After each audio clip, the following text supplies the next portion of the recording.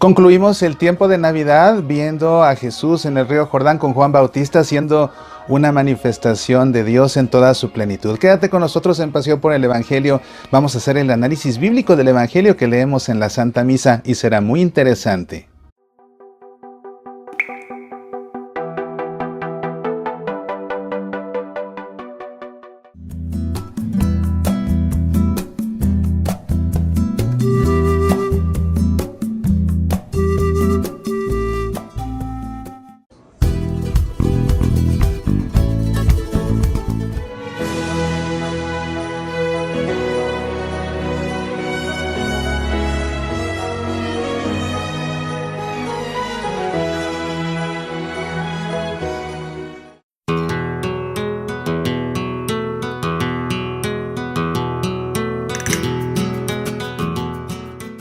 Este jubileo de la esperanza, mantén viva tu esperanza. Un libro de espiritualidad en tiempos de crisis, escrito por tu servidor Mauricio Pérez. Mantén viva tu esperanza es una buena lectura de apoyo en tu caminar espiritual en este jubileo ordinario. Mantén viva tu esperanza. Pídelo impreso en Amazon, descárgalo en Kindle o escucha el audiolibro en Audible. Mantén viva tu esperanza y medita, aprende, apasionate por nuestra fe.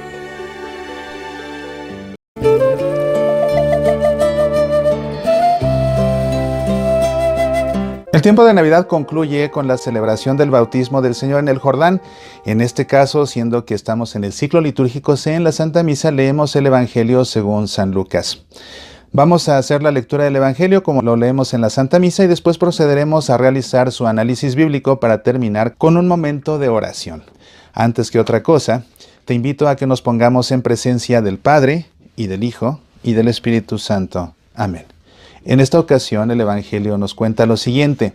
Como el pueblo estaba a la expectativa y todos se preguntaban si Juan Bautista no sería el Mesías, él tomó la palabra y les dijo: Yo los bautizo con agua, pero viene uno que es más poderoso que yo, y yo ni siquiera soy digno de desatar la correa de sus sandalias.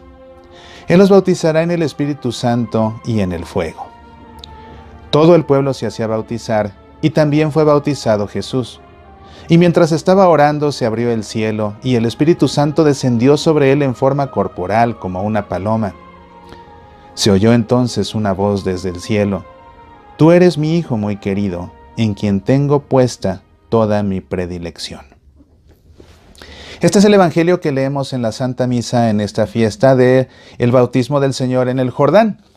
Leemos un fragmento de una perícopa y de otra más, de hecho, son dos fragmentos de dos perícopas los que leemos aquí. La primera perícopa habla acerca de la predicación de Juan Bautista.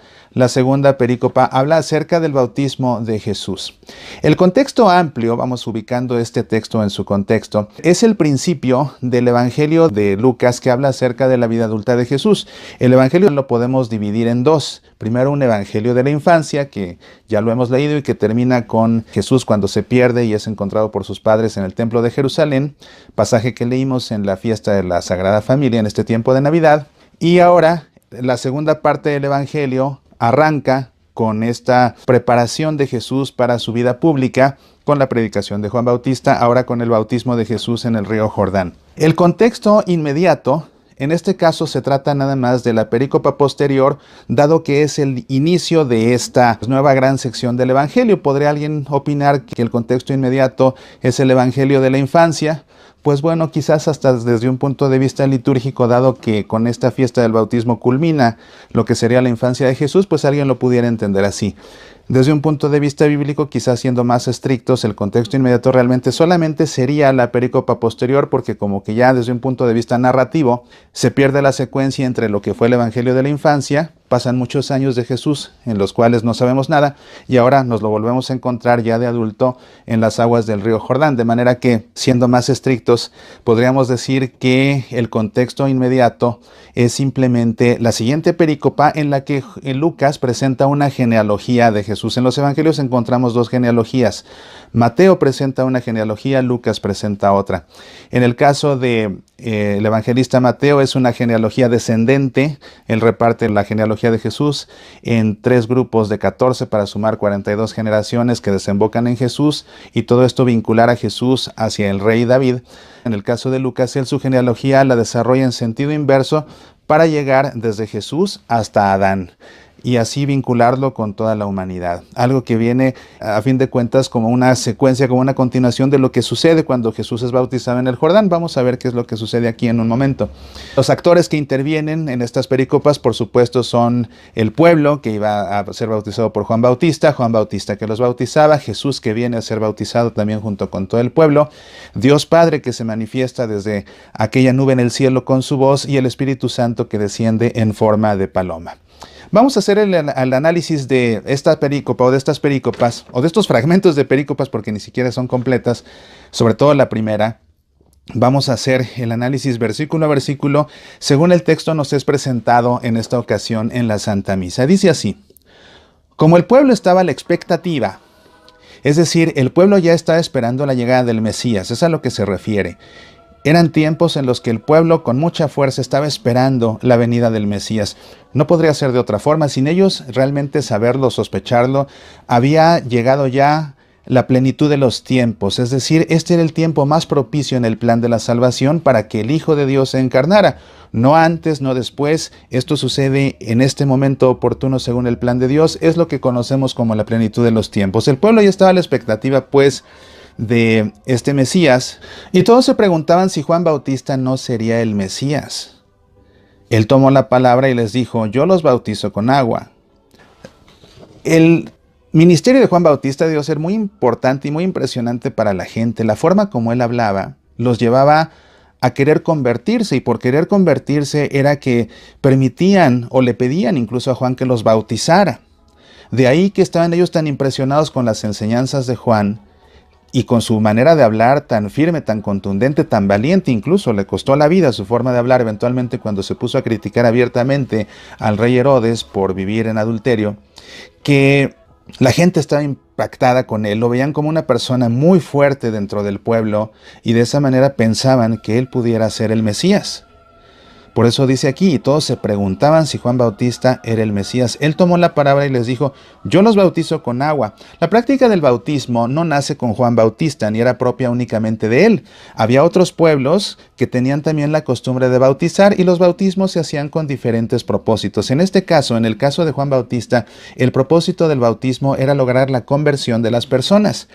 Para Juan era muy importante lograr la conversión de las personas, porque precisamente para que ese pueblo tuviera la madurez espiritual, la madurez religiosa para poder recibir al Mesías, necesitaban ellos convertirse. Esa conversión podríamos decir que era un prerequisito para la llegada del Mesías. Jesús ya había nacido, por supuesto, pero ahora sí ya está a punto de iniciar su ministerio mesiánico. Ya está listo él para asumir ese ministerio mesiánico, o casi listo. Todavía le faltará después ir al desierto, donde en 40 días quedará ya perfectamente listo. Pero así las cosas, es que entonces Juan le interesa que la gente se bautice precisamente para lograr esa conversión, y que entonces pueda ya llegar el Mesías. El bautismo consiste en sumergir. La palabra griega, o el verbo griego baptisein, significa sumergir, significa sepultar, mejor dicho. Entonces, cuando alguien es sepultado bajo las aguas y resurge a la superficie, es como un renacer, es como un volver a nacer a una vida nueva.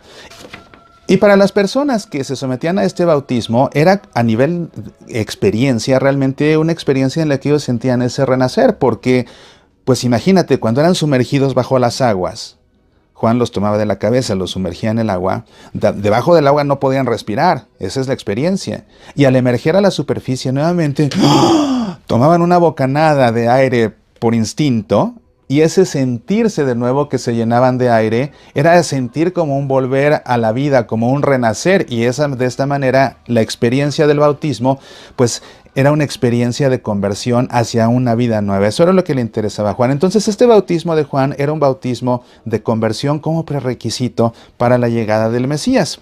Él advierte aquí, dice: yo los bautizo con agua, y entonces aquí advierte: pero viene uno que es más poderoso que yo. Y la palabra poderoso aquí es muy importante.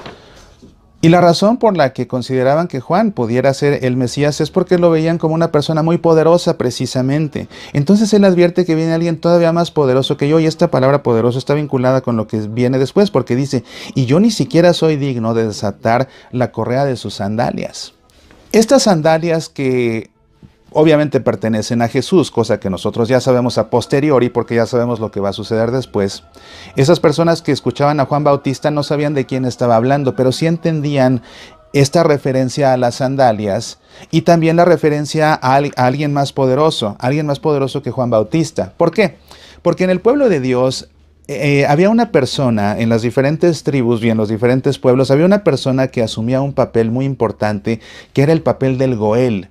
El Goel dentro de un pueblo era la persona que era considerada la más fuerte de todas, y por esa razón era nombrada el Goel, y el papel del Goel era ser un defensor y un protector del pueblo.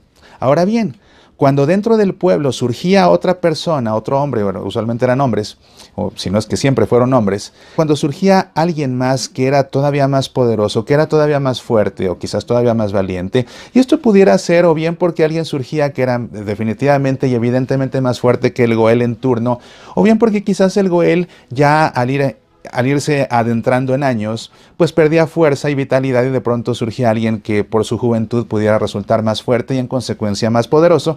Lo que hacía el Goel era cederle ese papel de Goel a esa persona más poderosa, y la manera de hacerlo era quitándose las sandalias y dándoselas al nuevo Goel. Al quitarse las sandalias el Goel y dárselas al nuevo, con eso era como pasarle la estafeta, y esa era la manera como le pasaba, como le transfería ese cargo del Goel a alguien que ahora era más poderoso. Bueno, en este caso lo que dice Juan es, este que va a venir es tan poderoso que yo ni siquiera soy digno, vamos, pero ni de desatarle la correa de las sandalias. ¿Por qué? Porque él es tan poderoso que es el Goel definitivo. Ya nunca va a venir alguien más poderoso que él. Él nunca se va a tener que quitar las sandalias porque es el Goel definitivo. Él es el caudillo definitivo. Él es el defensor definitivo, el protector definitivo. Él es el Goel absoluto.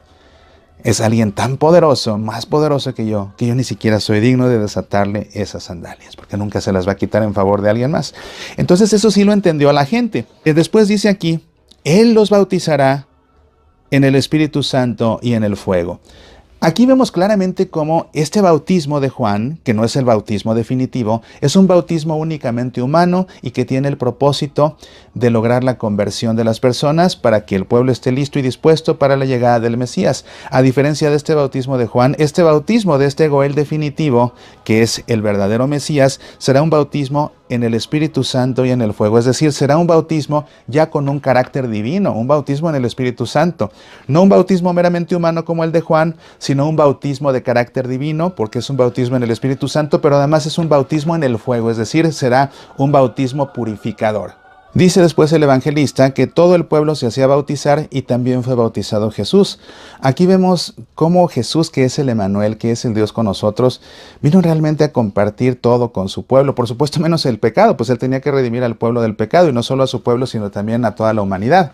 Pero aquí vemos cómo Jesús mismo, siendo parte de ese pueblo, se hace parte de todo lo que hace ese pueblo, y así es que él mismo, sin siquiera necesitarlo, él también va con Juan y también es bautizado.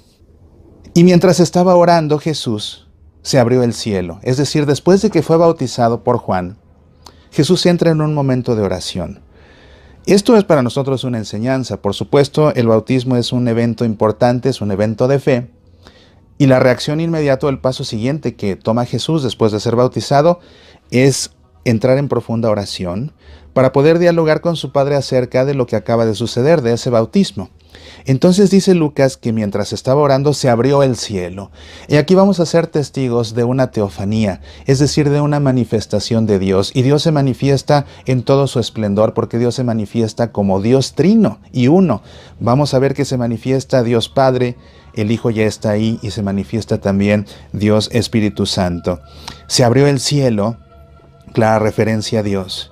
Y el Espíritu Santo descendió sobre él de forma corporal como una paloma.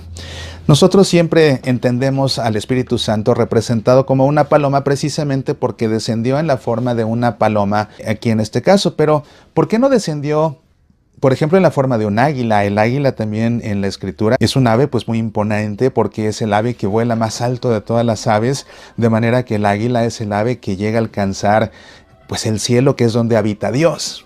Y el Espíritu Santo no desciende en forma de águila, desciende en forma de paloma. Interesante, ¿no? Porque el ave que era considerada la más poderosa no fue empleada por Dios para que se manifestara el Espíritu Santo como tal, sino que más bien el Espíritu Santo se manifiesta en la forma de una sencilla paloma.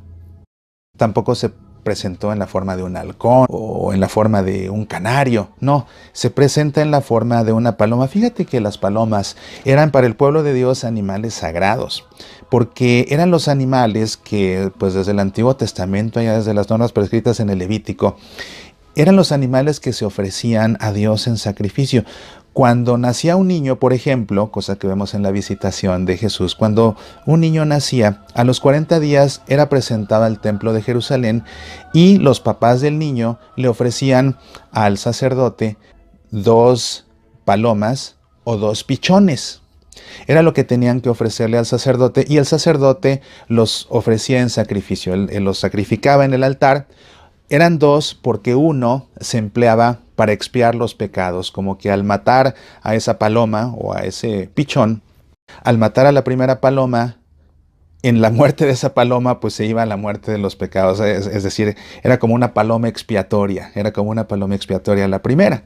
La segunda paloma se ofrecía en holocausto para que subiera esa ofrenda hasta Dios. Y eso es muy interesante, porque estas palomas, que eran animales sagrados y que se empleaban en sacrificio a Dios, sobre todo la segunda paloma, que era ofrecida en holocausto para que subiera hasta Dios, bueno, pues qué interesante que esa paloma ofrecida en holocausto que sube hasta Dios, en este caso lo que estamos viendo es una paloma que desciende del cielo, En esos holocaustos en el templo, la segunda paloma subía hasta los cielos como ofrenda a Dios. Ahora en este caso es Dios, el Espíritu Santo, que desciende desde el cielo en la forma de una paloma. Me parece pues muy interesante establecer esta relación entre la paloma que se empleaba en el sacrificio, sobre todo la segunda de las 2 que se tenían que ofrecer, y esta paloma que es ahora la que desciende del cielo, pero que además es Dios, ¿no? No sé, de alguna forma, fíjate, como si esas palomas eran una donación a Dios de los hombres. Aquí vemos a Dios, a un Dios que se dona. Ya donó a su Hijo, y ahora vemos también que se dona en la forma de ese vehículo de donación, podríamos decir, que es una paloma. Y a través de ese vehículo de donación, ahora no es el hombre que se dona a Dios, ahora es Dios que se dona al hombre. Me parece a mí esto hermoso que he querido compartir contigo. Y fíjate que esto apenas pues me di cuenta de esto cuando estaba preparando este programa. De hecho, nunca había yo reparado en por qué una paloma, y de repente me pregunté, bueno, ¿por qué una paloma? Me puse a ver todas las referencias a las palomas en la escritura y vi que pues más que nada siempre se ofrecen como sacrificio, ¿verdad? Entonces de ahí fue donde entendí que, siendo la paloma este vehículo de donación hacia Dios, pues ahora Dios emplea ese vehículo de donación, pero para donarse Él al hombre, para donar su espíritu. Algo que me parece verdaderamente hermoso. Después dice aquí, se oyó entonces una voz del cielo. Y aquí vemos que se manifiesta esta voz del cielo, por supuesto es la voz de Dios Padre. Tú eres mi Hijo muy querido. Le está hablando en primera persona. En otros recuentos del bautismo de Jesús, Dios Padre habla en tercera persona y dice, este es mi Hijo muy amado, en quien he puesto mis complacencias, escuchadlo. En este caso, Dios no está hablándole a la multitud que está ahí presente, sino que Dios está hablándole a Jesús mismo, en primera persona. Y entonces le dice, tú eres mi Hijo muy querido. ¿Y por qué le habla en primera persona? Porque en el relato que hace Lucas del bautismo, Jesús está en oración, está en diálogo con su Padre. Y es en ese diálogo con su Padre, como se abre el cielo, desciende el Espíritu Santo y el Padre le habla al Hijo, porque están teniendo ese diálogo en la oración. ¿Ves? Entonces es diferente. Aquí son tradiciones diferentes de cómo esto sucedió, pero esta de Lucas, esto sucede en un diálogo, y por eso es que Dios le habla directamente a Jesús en vez de hablarle a la multitud acerca de Jesús. ¿Ves? Tú eres mi Hijo muy querido, en quien tengo puesta toda mi predilección. Y estas palabras de Dios Padre hacia Jesús, con estas palabras está dando cumplimiento a lo que se profetizó en el Antiguo Testamento, en concreto a la profecía de Isaías, que es precisamente la que leemos en la primera lectura. Recuerda que siempre en la Santa Misa el tema de la primera lectura es el mismo tema del Evangelio. Así vemos que en la primera lectura dice esto, dice el Señor, mirad a mi siervo a quien sostengo, mi elegido, en quien me complazco. He puesto mi espíritu sobre él, manifestará la justicia a las naciones. Y es así pues que en este gran acontecimiento que es el bautismo de Jesús en el Jordán, se da cumplimiento a lo que Dios anunció a través de la boca del profeta Isaías siglos atrás. Y es maravilloso porque este evento es una teofanía. Estamos en presencia de Dios Padre, en presencia de Dios Hijo, en presencia de Dios Espíritu Santo. Para la gente que estuvo ahí atestiguando esto, debió ser verdaderamente sobrecogedor. Y así nosotros, como testigos de este evento, al hacer un memorial de ese evento en la Santa Misa es un memorial, no solamente es un memorial de la Última Cena, es por supuesto un memorial de la vida de Jesús, es un memorial del Evangelio. Lo que celebramos al celebrar el bautismo de Jesús en el Jordán es ese memorial de su bautismo, es decir, lo estamos recordando para traerlo al presente, para revivirlo y entonces nosotros ser partícipes de él.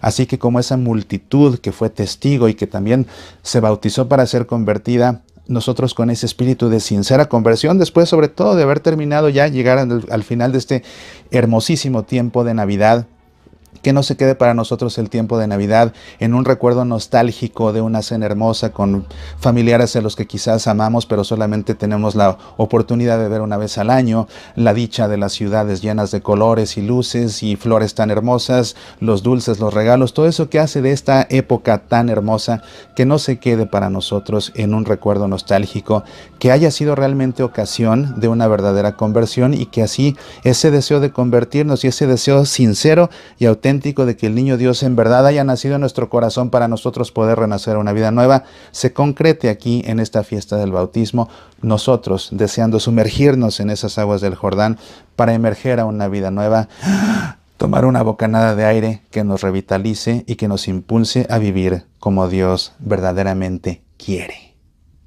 Te invito a que todo esto que hemos aprendido y reflexionado lo guardemos ahora en nuestro corazón y nos dirijamos ahora nosotros al Padre en este momento de oración.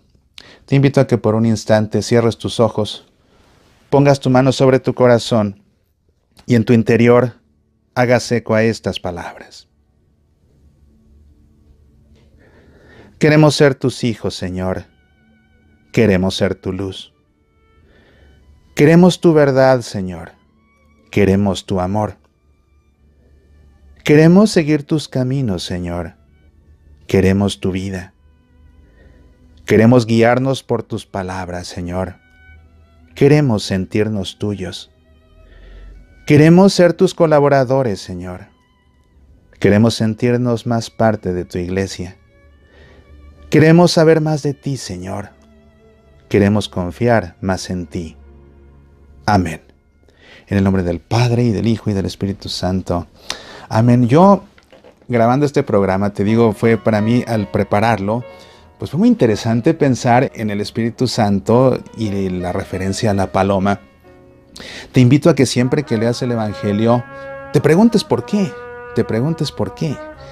Y si hay algo que te inquieta, porque no encuentras el por qué, escríbeme y con mucho gusto le daremos explicación, ya sea aquí en Pasión por el Evangelio o en nuestro programa de radio Semillas para la Vida, que puedes escuchar todos los días en tu estación de radio católica o a través de nuestro sitio semillasparalavida.org. Te agradezco mucho tu compañía en este programa.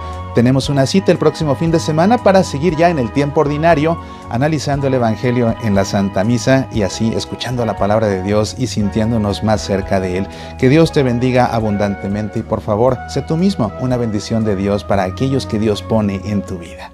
Apasionate por nuestra fe. Te saluda tu amigo Mauricio Pérez. Seguramente conoces mis libros de espiritualidad, pero ¿ya leíste también mis libros de ficción? El laberinto del perdón, La vecina de la calle París, Bajo la lluvia, Ese extraño pasajero. ¿Te gustaría tener una copia autografiada? Pídela en mi sitio semillasparalavida.org. Los libros autografiados se envían solo a los Estados Unidos. Pero recuerda que puedes adquirir estos libros desde cualquier país sin autógrafo, en edición impresa en Amazon, ebook en Kindle o escuchar los audiolibros. Léelos todos. Te prometo que no podrás soltarlos hasta llegar a su última página.